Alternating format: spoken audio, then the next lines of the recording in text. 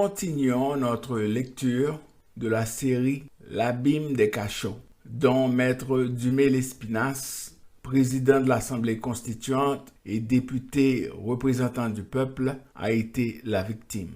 Nous sommes au temps du gouvernement de Jean-Pierre Boyer. Toutefois, avant de commencer notre lecture, nous voulons attirer l'attention sur le fait que chez nous, on avait toujours tendance à faire étouffer les voix de nos victimes et leurs familles. Conséquemment, les fauteurs de troubles, atteints d'atavisme, piétinent librement et sans se gêner les rues de notre capitale.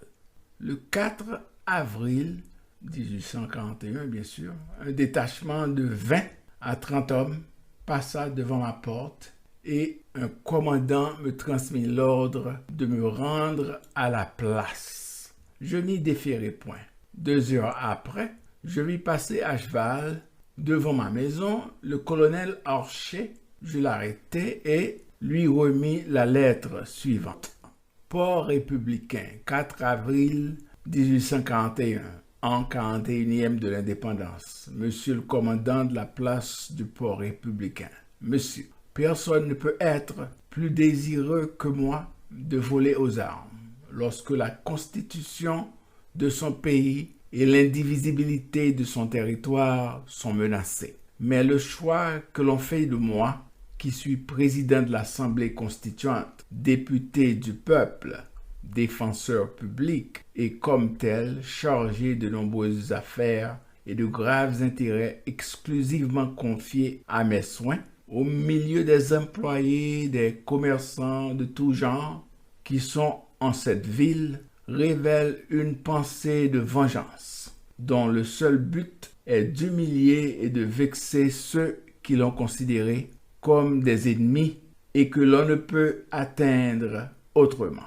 Si je n'écoutais que mon impulsion et mes devoirs, j'eusse résisté à ces actes brutaux, j'eusse résisté en présence même de la fusillade, car elle n'aurait rien couronné les 12 années de persécution que j'ai endurées pour le triomphe d'une révolution qui n'a abouti qu'à me placer aujourd'hui sous le joug de votre puissance. Je ne veux cependant laisser aucun prétexte à mes persécuteurs.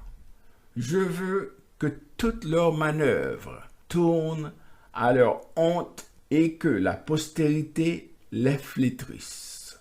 Je me soumettrai donc à vos volontés, mais je ne céderai que devant la force. Et puisqu'elle est aujourd'hui en vos mains, usez-en avec tout le pouvoir et la fierté des circonstances. Je tiens à ce que la contrainte soit constatée contre moi, avant de m'incliner devant votre puissance. Soyez donc assez complaisant pour m'envoyer vos volontés par écrit. Je vous salue avec considération. C'est signé de Maître Dumais-Lespinasse. Le 6. Monsieur Toutout Archer, capitaine adjoint de la place, vint chez moi, m'engagea instamment à me rendre à la place. Je résistai. Je cédai aux trop vives instances de mon épouse.